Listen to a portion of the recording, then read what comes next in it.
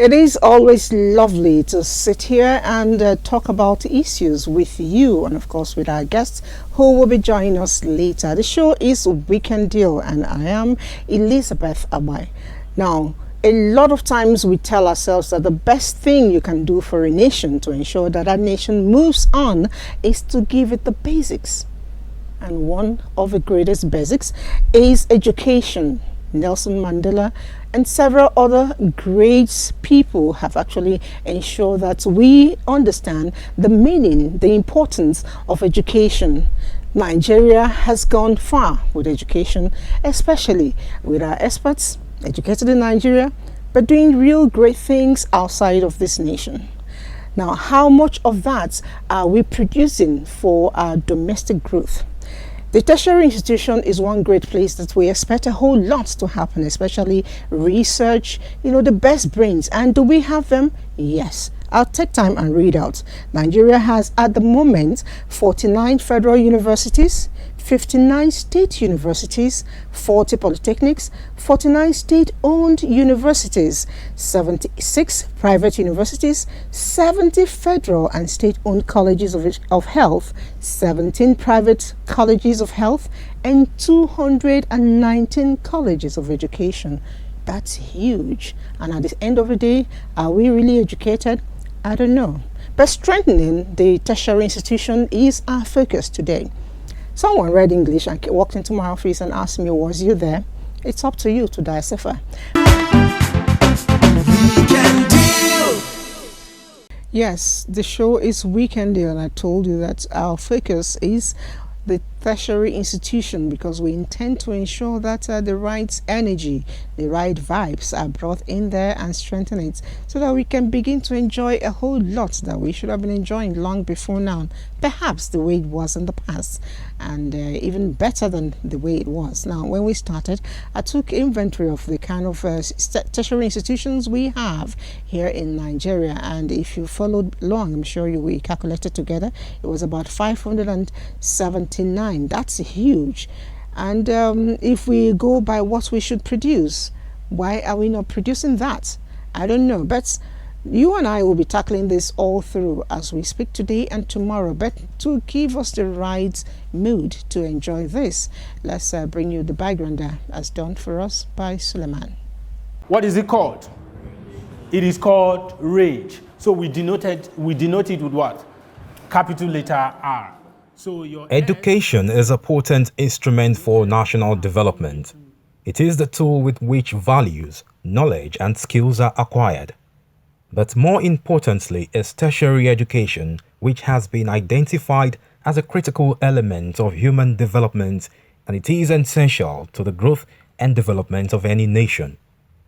However, for tertiary education to contribute maximally to the development of any society, its quality has to be excellent. Unfortunately, in Nigeria, the tertiary education system is encumbered with challenges. We talk about the quality of education, the investment in research, the investment in learning, the investment in journal, in publications. They are the essence of university. So government cannot finance all that across board. With the level of fiscal crisis we are facing as a country, with the serious revenue decline in terms of what Nigeria is earning. Nigeria is even today, we are borrowing money to finance basic budgetary allocation. So there's need for dynamism here, for professors, vice chancellors to be trained in the art of fundraising. With the suspension of the 8-month strike by the Academic Staff Union of Universities and the gradual resumption of academic activities in various institutions of higher learning. How are the universities making up for the lost times? Imagine covering last session's work with this work, and exam is fast approaching. Like in almost 10 days, we have to cover up everything and write the exam. Imagine how it's going to affect our grades. Different strokes for different folks. While students have returned to the campus, those living in private hostels are unhappy that the 8 months of their rent have been wasted. In the house for even a month, and they're expecting me to pay this coming December. They are not even considering, at least. We now see the futility of strikes in the universities. Of course, we know that there are often good reasons why the university teachers want to go on strike. But the cost of strike, not just in terms of resources, in terms of lost man-hour, in terms of the disruption to education and the damage to student psychology, the criminality that goes up, the antisocial behavior, the psychological torture and trauma that we see, even some associate a rise in suicide to this situation. Some students are struggling to adapt to the school environment due to their long absence from school. Some even became entrepreneurs, and one wonders what will happen to their businesses. However, shop owners, artisans and service providers on the campus, such as commercial transporters, are glad that life is returning to the universities. With the recent approval of new universities by the federal government, stakeholders in the educational sector are wondering why the establishment of new universities while the existing ones are not well funded. We need more universities, no doubt, because enrollment, if you look at Nigerian enrollment, Nigeria has the lowest enrollment in tertiary universities across sub-Saharan Africa per capita. So we still have low university enrollment.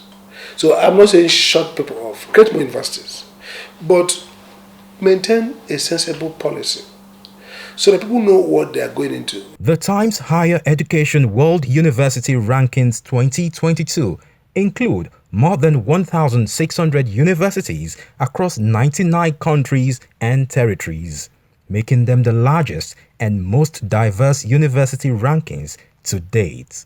University of Ibadan leads this chart in Nigeria, with a private university making a strong statement.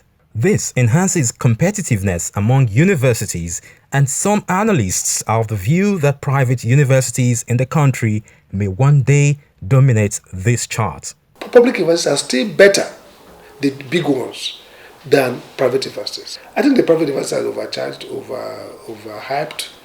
I think they're not, many of them don't even have the level of scholarship that public universities have. If you look at audit of professors, accomplished professors, many of the leading scholars in all disciplines are mostly with public universities. There is a dire need for urgent reforms in Nigeria's education system in general and in the tertiary education system in particular. Therefore, our focus on Weekend Deal today is on strengthening tertiary education in Nigeria. The whole idea is to ensure that we go through the university and the university, goes through us, making us better people. University in Igbo language is called Mahadum. Mahadum simply means where you go and you learn everything, how to survive, how to, I like that word, improvisation, yes, improvisation. So because you read marketing does not mean that you cannot enter into production of some sort, so that's the essence of going to university, and that's why we're screaming that our university should be able to create us as entrepreneurs, not as people who will be begging for jobs, for handouts, rather job creators.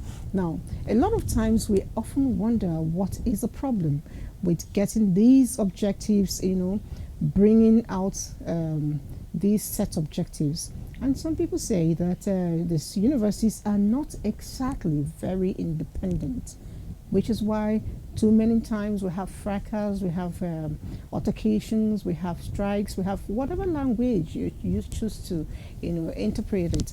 But then it all boils back to what we call the clamor for the autonomy in the Nigerian university. And Uju did a good job. Let's see what she presented. University autonomy in Nigeria was first enacted and signed into law on July 10, 2003.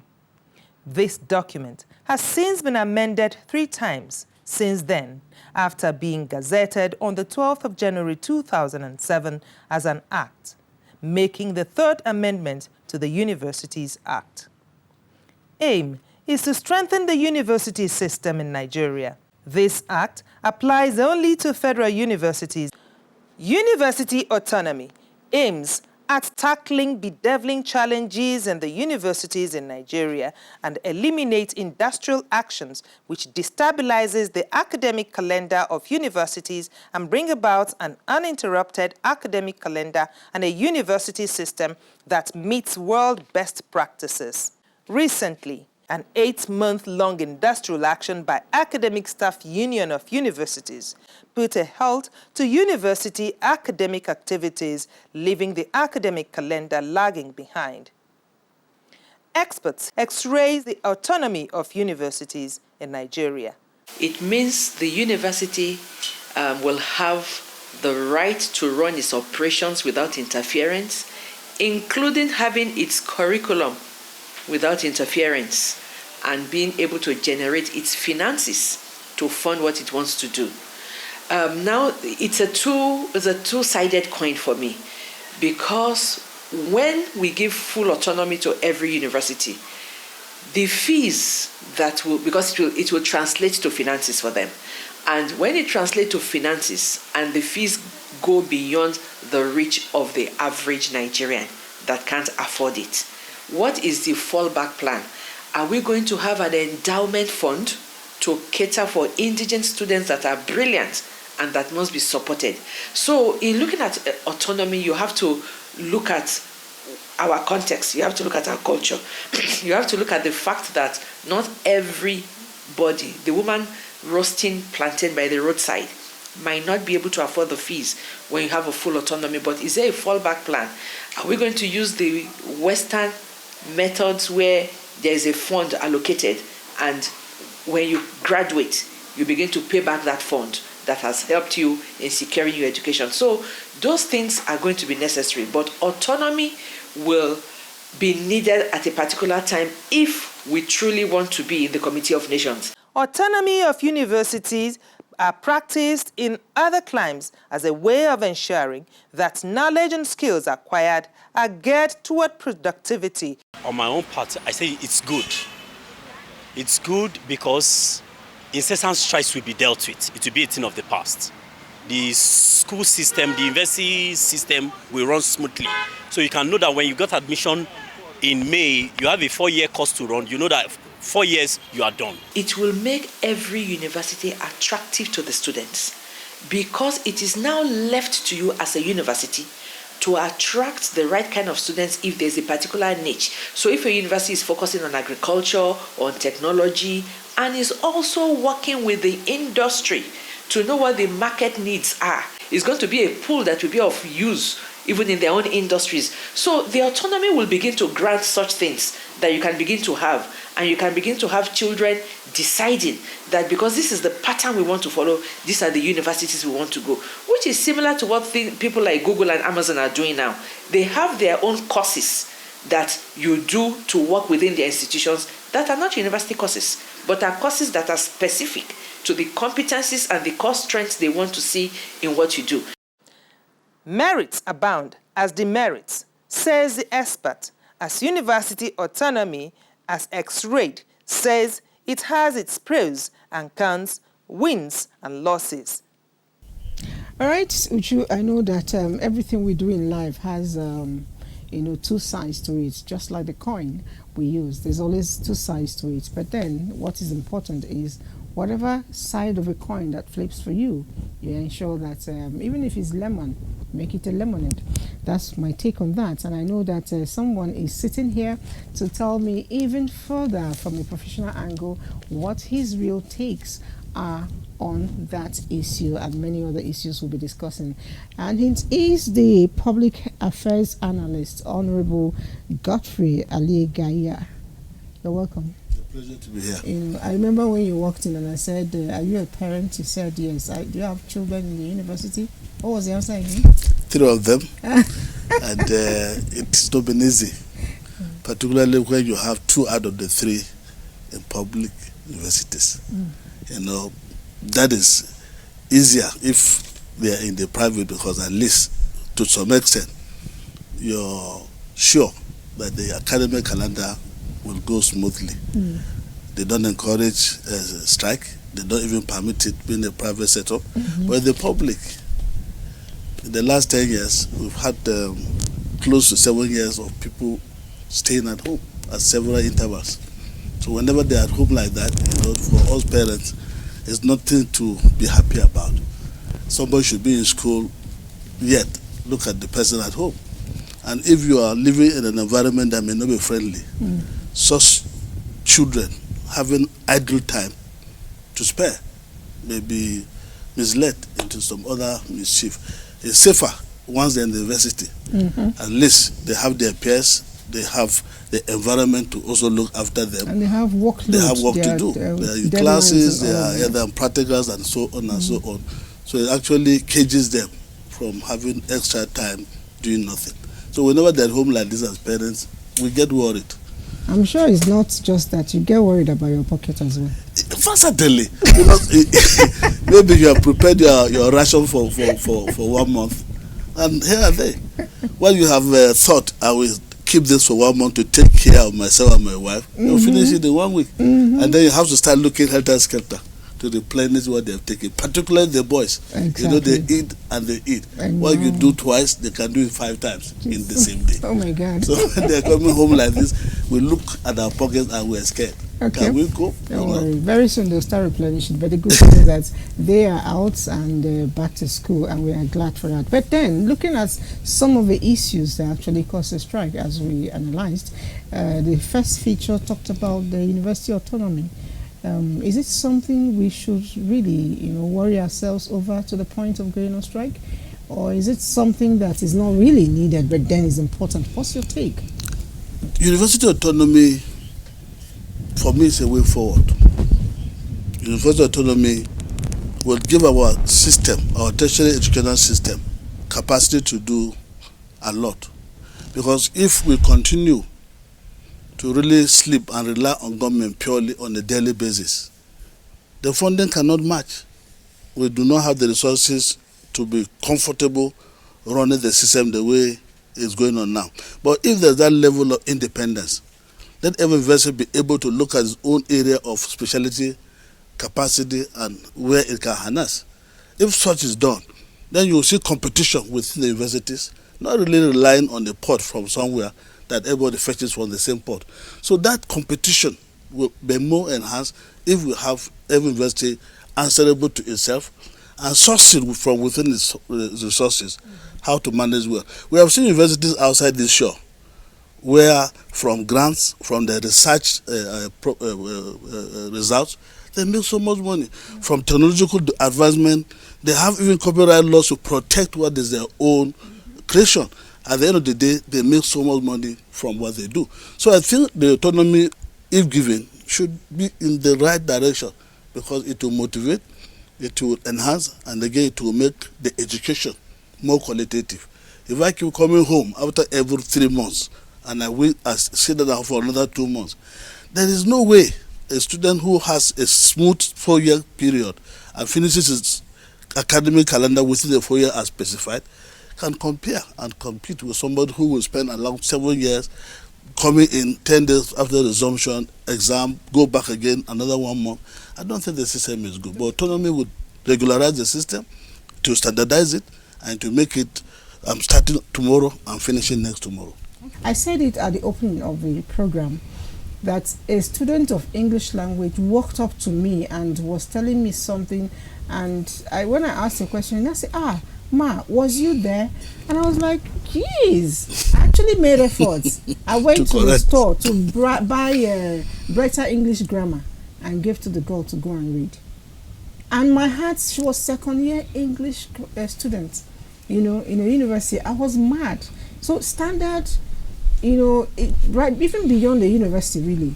I think that person should have been able to outgrow that. But then talking about standard, Magdalene will be giving us something on standard, regulation of standard, and regulation of standard, yes, in public universities here in Nigeria. Let's say it. Magdalene, are you ready?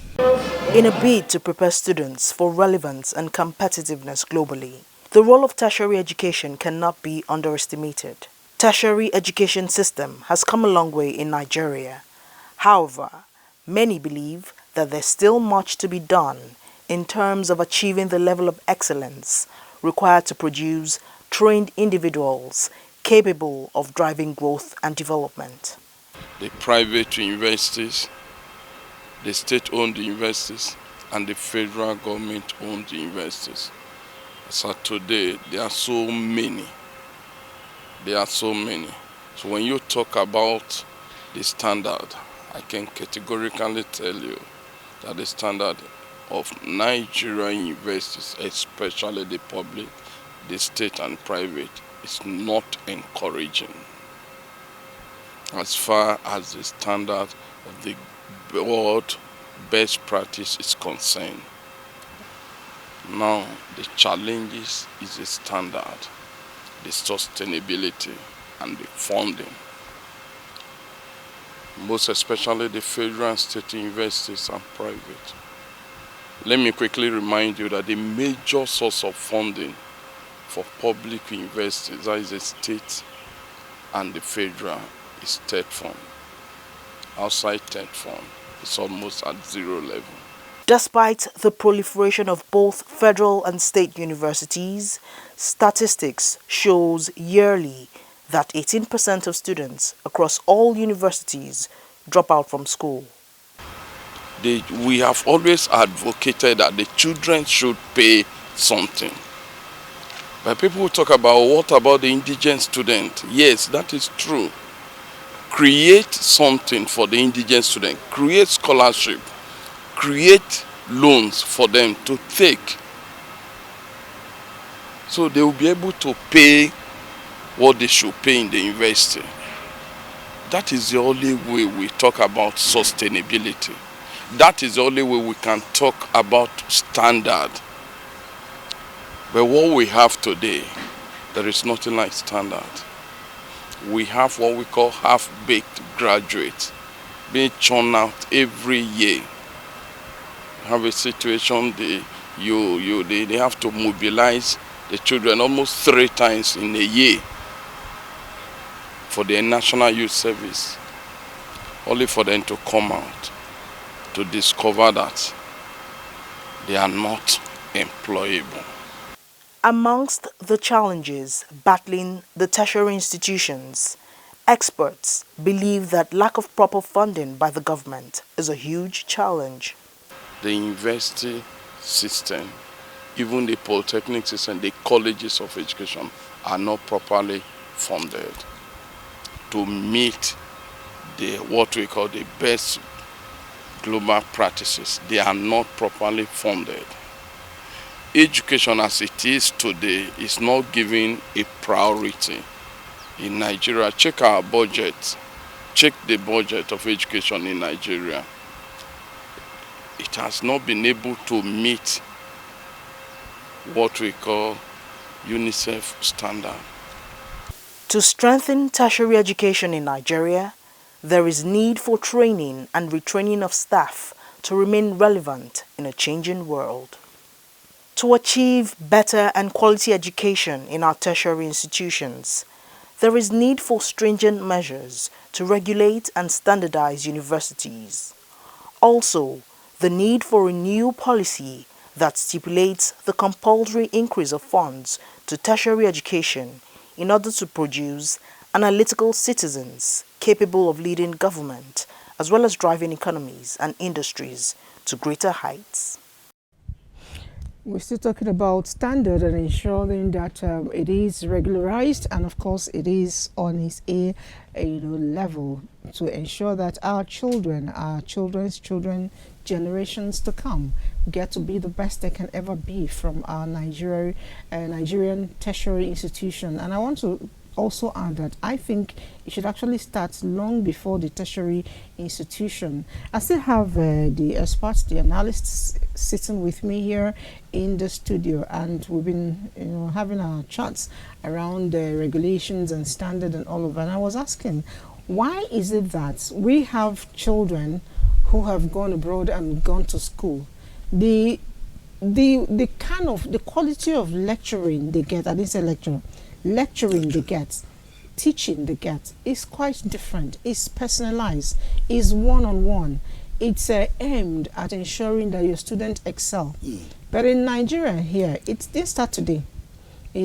Our lecturers, when I went to school, I didn't want to know my lecturer.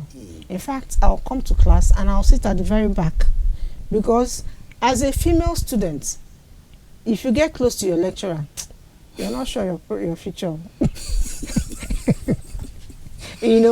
As a male student, you get too close to your lecturer. You're not even sure whether the person you're smiling with is a person of a personal person. So because of that, students want to stay away.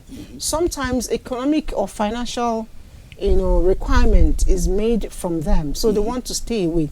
What can we do to ensure? Because I believe that if there is one-on-one, if a lecturer knows my name and can relate with me as Elizabeth, not as a student, I'll do better. How can we bring that to board? Ideally, a lecturer is supposed to be a role model. Somebody you see and you want to be like him.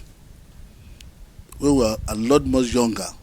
In our primary school days, the more respected person in our society used to be a teacher. So we all thought this should be the real profession.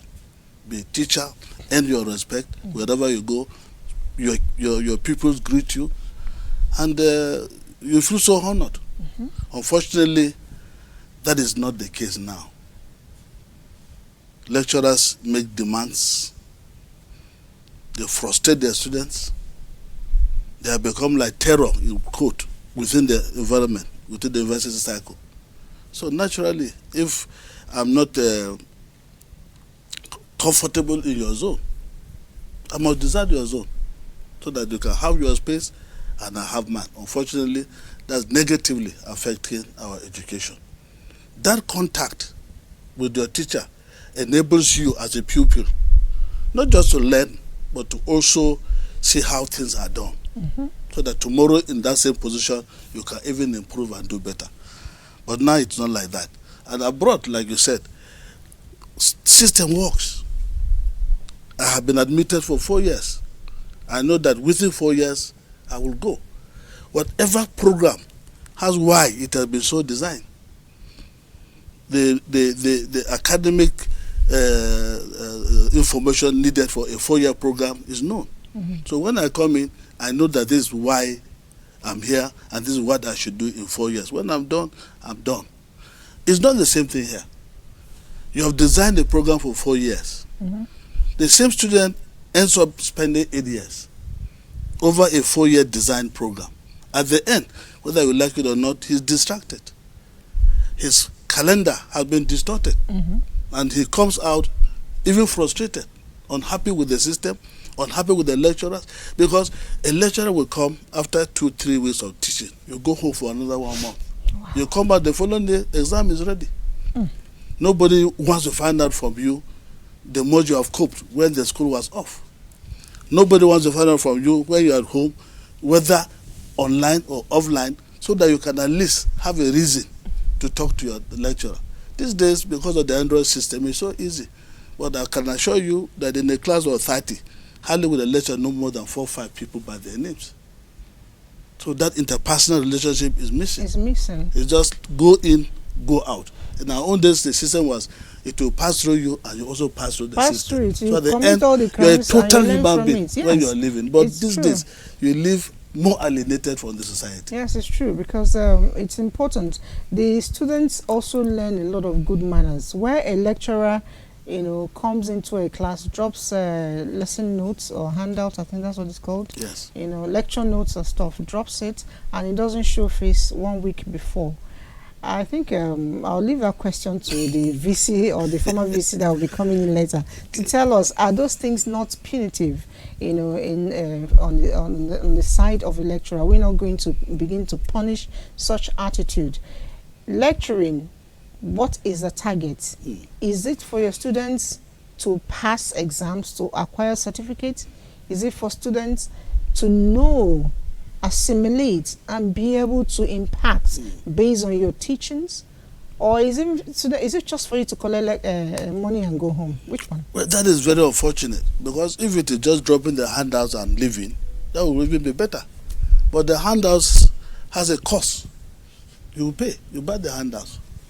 And when you don't buy the handouts, your exam is subjected to the fact that you bought or you didn't buy. At the end of the day, say, whoever didn't buy my handout will not pass this exam. He will not pass this paper because he refused to acquire my handout. So the handout has become an instrument of making money. You are selling what your students should get free of charge. You are being paid your salary, that should be sufficient. But if you use this untoward other tactics to collect the money from students, it makes it so clumsy, and it makes the student too to try by all means to avoid you. Like I said, Nigerian certificate these days, you hold it in your hand, and the true value of it, it is really worth nothing. Because if you sit down with some of the graduates of nowadays and you engage them, you'll be disappointed about the level of proficiency and knowledge in their so-called core areas. So I think we should make the universities more attractive, make the universities a center of excellence and learning, where whoever goes in must naturally leave out better than he came in. But I think these days it has degenerated. The students go in as good people, they come out as cultists. They don't even come out the way they went. That is it. So the reformation, the education, the impact of the knowledge, we don't seem to see it. It's sad. So the university must go in, look deep, and see how they can better our kids if they go there. All right, thank you so much. It's always a pleasure to speak with you. And we've been talking with an educationist, a one-time honorable member, and also a public affairs analyst. He is Honorable Geoffrey Ali Gaya. Thank you for coming on the show. My pleasure.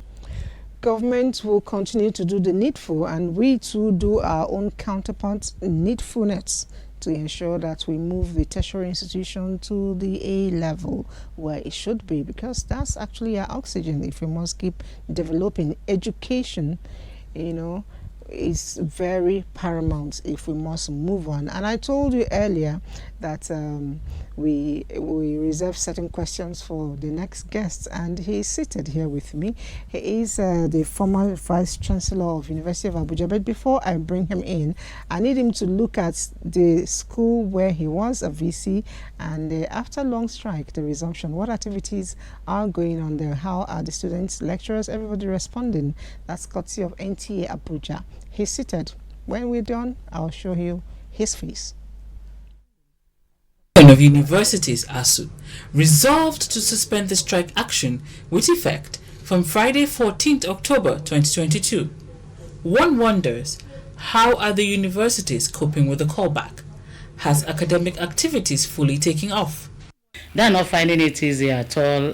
It's just like a forced opening, and then the lecturers are already so worked up. They want to meet up with workload and backlog of work that they've not finished.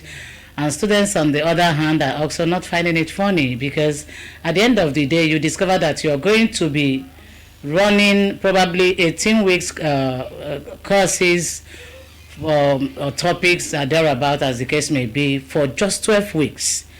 And with some universities, they are going to be putting together 2020-2021 session, 2021-2022 together to, how is it going to be? Running educational system should guarantee consistency. And the fact is that the governments in Nigeria have never been consistent. And that is what is giving us the problem. The schools abroad, I must tell you, are not better than here. It's because of the facilities that are not available here. So if we ask for the facilities, we are not saying that you must give us 100%. Even those who have the system normal, they are still looking for more to be able to improve on what they have. Joy and relief seems to fill the air. Yet, there are worries about the consequences of lost months. No, I doubt if any of them is very happy because they've not been paid. I learned of, I can't remember the university now, where some of them are still being owed for 24 months. So they have gone back to work, but I don't think they are happy. Being happy is quite a relative term, because you may be happy in the mind that the children are back to work, but you may be also unhappy that you have not been paid your salary. You see, so for us to resume going to work on daily basis, attending lectures, without being paid salary for 8 months, is enough sacrifice. I wouldn't like to see that things are normal, but because we are also patriots, and we need to do the little we can to be able to see and harmonize the entire situation together. The Academic Staff Union of Universities, ASU, is pushing for better funding as well as a standard learning environment for students in Nigerian universities. The rhetorical question is, when can this be achieved?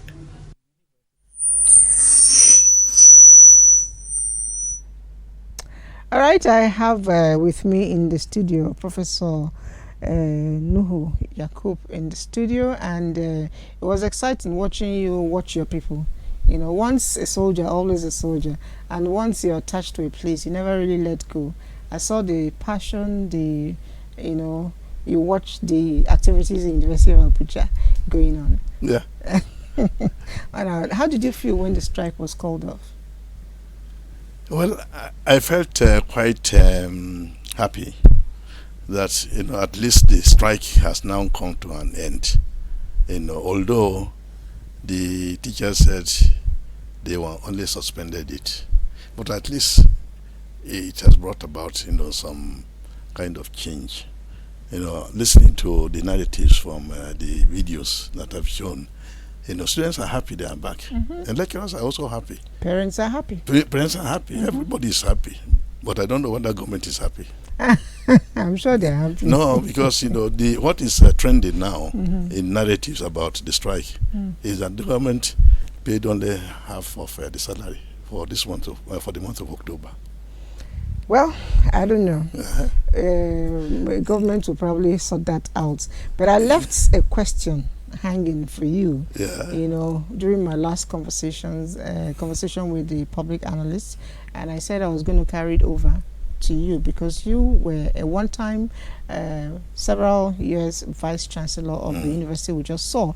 And I'm wondering, in public service like we do, we have work hours, 40 hours a week, 8 hours a day. And in the university, do we have such? Because some lecturers probably show up 2 or 3 times in a semester, and they give they give handouts or study notes or lecture notes or whatever. Then lecture exams come up. Are there times like, are there things like what we have here, 40 hours a week for a particular course, not a particular lecturer to cover? No, okay, go ahead. Yeah, thank you. I think we have to understand the environment in which learning takes place in the university.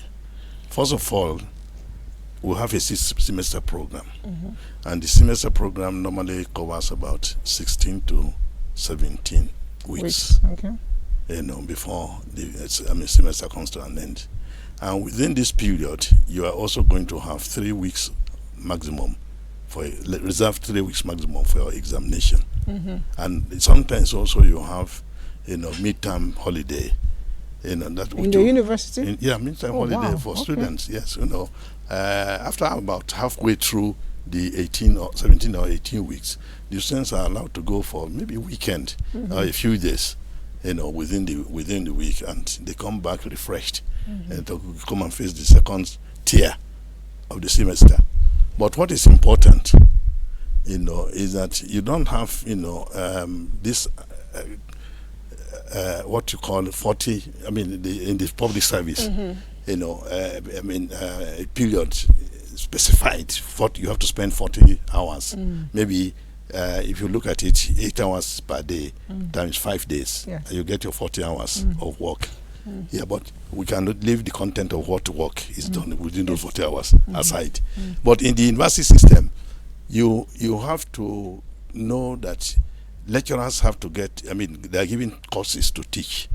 And each course, sometimes, depending on the number of units, we have courses that are of 2 units, which means the lecturer meets the student once in a week. Sorry, once in a, once a week. Once, no, not once in, something like, once in a week. And this once in a week may come out 2 hours or even 1 hour. But if you have 4 unit course, sometimes it will go throughout the session. And you have to now also come up with the content of the of the subject we are going to teach. That will take, that it can be spread out, for the two semesters. So we do not have, theoretically speaking, we don't have, but we make sure that lecturers actually fulfill the obligations as contained in the number of units per subject. And but let us not also forget that we have the issue of research, which the lecturers also embark upon. And they go on to part of the research is that when you are able to come out with results from your research, either in terms of writing an article for a conference, you go off to go and give this, to go and impart. I share these ideas at such conferences. And then we'll also have the component of community service. And this community service will be, maybe like what I'm doing in the NTA now. It's community service. Although I'm the community. Yeah, although you people don't pay me. Okay, I'm supposed to pay for the community service. There should be honorarium. See honorarium. I say no. I need it. Let us monetize it more than this. So, the pattern of engagement of lecturers is different from public. That's why ASU has argued very seriously, especially during this strike, that you cannot use the prevalent practice in civil service to come and impose it on the university system. Okay, It cannot work. It won't work, definitely, from what you just analyzed. But my question really, you got close to it, but you veered off again, which is if it's 4 units course or 2 unit course or 3 unit course, and I'm supposed to teach the students 3 times once a week, and the week in the semester is 12 weeks, and at the end of the day, the lecturer only comes in about 2 times in that semester. And I'm saying that it does happen. The first time to introduce and give course outline, the next one is to do revision. As a student, can I protest? Can I complain? No, first of all, let me debunk the idea that lecturers will come to teach in a semester only twice. No. With due respect, it happens. It doesn't, then it means that, the students also do not have opportunities to complain, because there must be, a system whereby a student is free to to complain if there is something that is going wrong.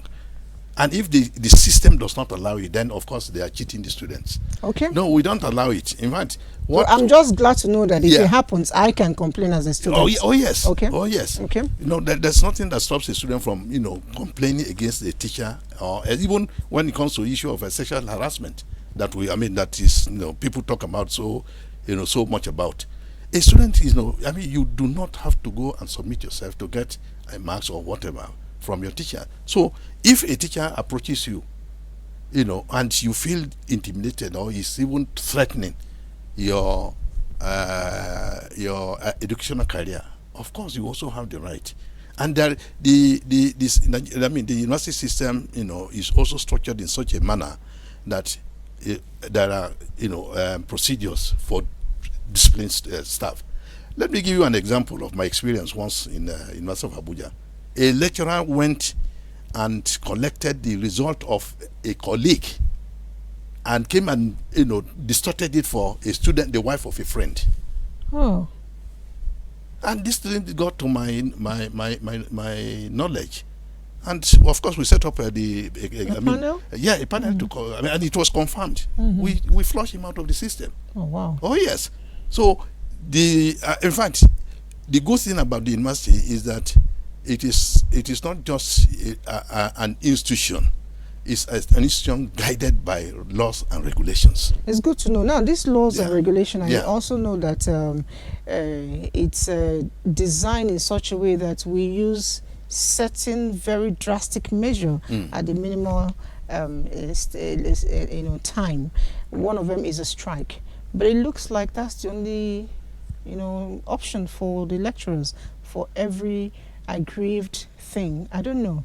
Are there no other ways? I mean, for me, this tertiary institution is a think tank, for the states, the nation, for everybody. So if we can't think of other solution, it gives me the goosebumps. No, I don't think it should be looked at it from a very, sorry to say, narrow perspective, in the sense that it's only the academic staff that will go and back on strike. There are push factors, and we have to understand or underscore this. And the push factors is that, first of all, if there is what, especially during this recent strike, the lecturers were, the president of ASU was insisting that, we are talking of a collective bargaining system that should be between the employer and the employee. And this is also what happens even in the private sector.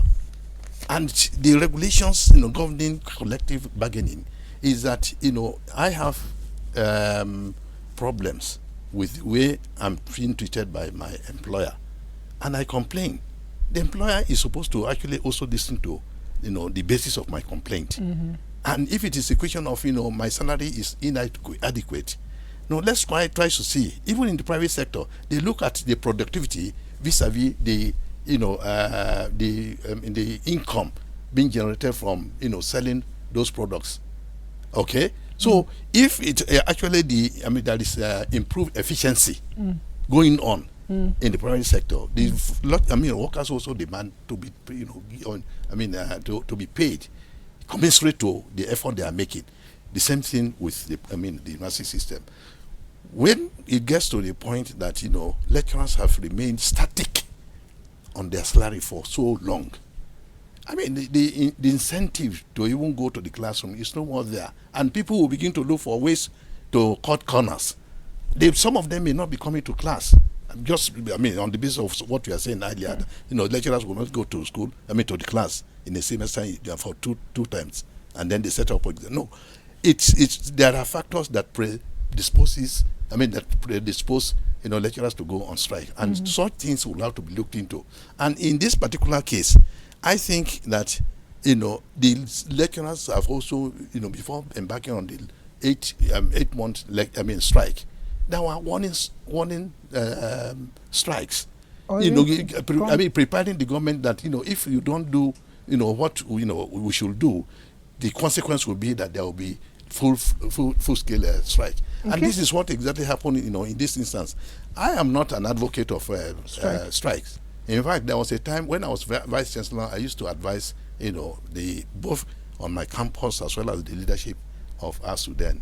Now let us see how we can also use the system of lobbying through stakeholders, through parents, through the National Assembly, and so on and so forth, and make sure that some of the needs or the demands of ASU could be met. Okay. But in this instance, let me stress this point. I am fully in support of the strike. Why I am is the fact that we have a government that is not listening, and it is so obvious that the matter is about an agreement that was reached in 2009. And it is not implemented over the period. And people say, no, you can't enter into an agreement and you do not want to be faithful to the agreement you willingly sign, that you have agreed to these terms of agreement. Okay. And therefore, the blame in this instance, for me, honestly speaking, is on government. And we had two ministers. The Minister of Labour compounded things. He was not prepared to listen to ASU. The Minister of Education was even, played a very lackluster, role, because, education is his portfolio. And I asked myself this question, especially at this point in time in the nation's development, how can people go to office and they don't demonstrate the responsibility? No, it's a very important. It's just akin to the question I asked you earlier. Yeah. How a lecturer will be a lecturer without going to classroom. And I'm happy that just yesterday in the news, the Minister of Education was blaming himself for non-achievement, and it clearly shows. It's okay. Yeah. Now, I'll just tell you a little story before I take the next distance. A story somebody told me, a lady, she said she kept asking her husband money for her personal upkeep, and the man was not listening to her. She thought of ways of ensuring that she gets the money. She thought about nagging, it didn't work. She thought about fighting, it didn't work. That's right. She got smarter. And what did she do? The money the man gave for the family upkeep, she did not rearrange it, no. She just made sure, since it's for 1 month, so she invested some of it and was now giving the food in bits. Yeah. The investment brought returns she used for her upkeep. That is homegrown solution. Now, and I'm wondering, in universities, they have ability to do their own homegrown solutions. So why are they not investing the ideologies they get from the research you're talking about? Produce a lot of things we can buy. I mean, there are a lot of e-tickets, transportations. What's wrong with having University of Abuja, for instance, own a transport unit that Abuja people can patronize and they get the money? What's wrong with University of Abuja owning an outfit they call a hotel or a guest house that will generate money for them? There's a whole lot. They can produce a lot of things. Event center, people are paying millions to use place. There's a whole lot they can do. Let me also give you a story about my tenure in University of Abuja. Now, there was a time I went to the US, particularly to a conference in the US, and I was my host, told me before even arriving that you don't have to, just come straight to the campus. There's a hotel on the campus, and I got there. It was Sheraton Hotel. Oh, wow. on the campus. Wow. And I was lodged there, and I came. And it was good. Very, very good. Oh, the service was fantastic. So the standard known with Sheraton. Now I came back and I said, oh, it's possible for us to actually also set up, a hotel on the campus. Do you know, even in my management, people said I was going to encourage prostitution. Ah. Oh yeah. And there was even a private interest that wanted to partner with the university. Now, anyway, leave that one aside. The issue about the creativity you are talking about, it's not something that is it's not known. We're talking of eggs, and the eggs are supposed to be people producing ideas.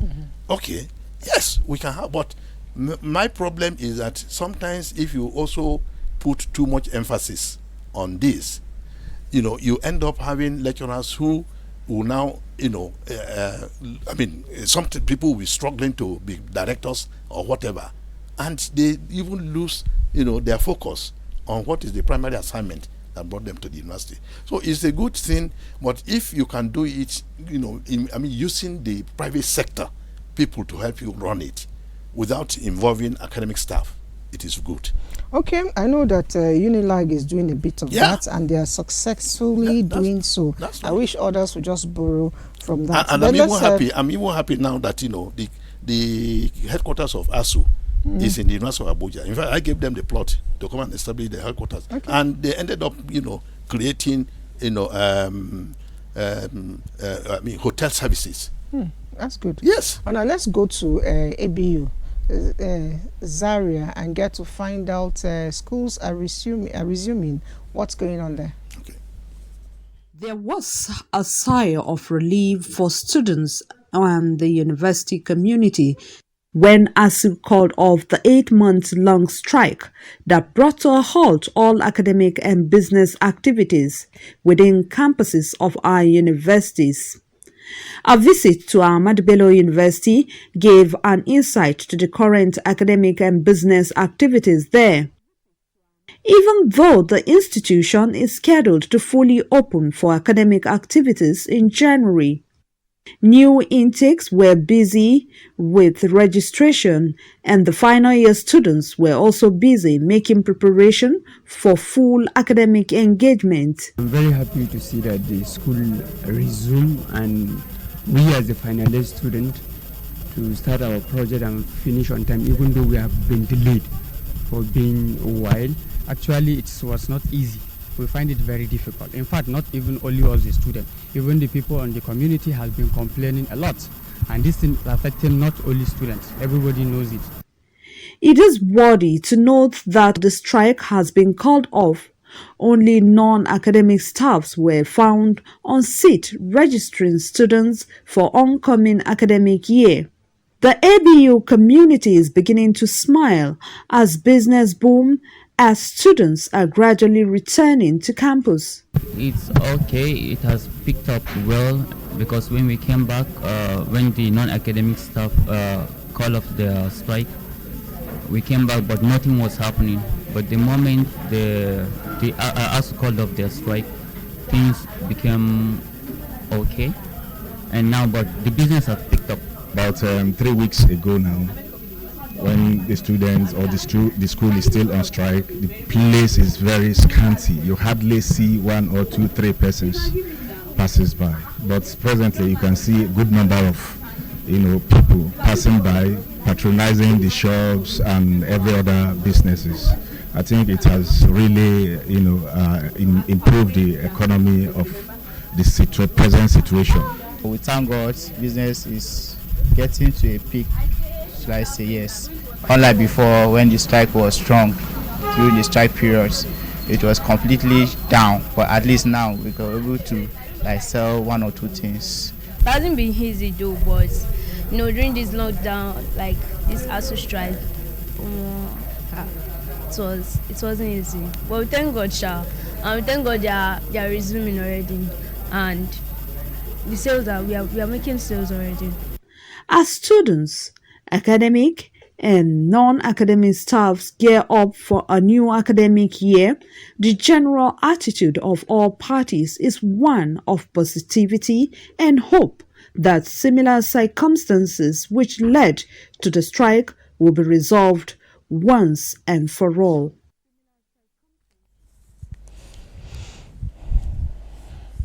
All right, we still have Professor Nuhu Yakub with us here, and I'd like you to quickly, very briefly, tell us how you think we can strengthen this tertiary institution.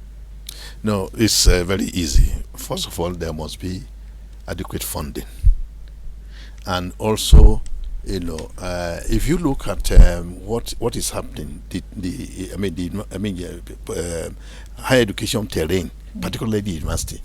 Discovered that the federal government has 49 institutions, state governments have 59, private institutions are 111. So this means is that education is profitable. Okay, I want a situation whereby it is possible for students to also pay part of the school fees. Pay part of the cost of running the universities. And it is not something that it cannot be done. Yes, it's okay, doable. It is a doable thing. So let them, let parents,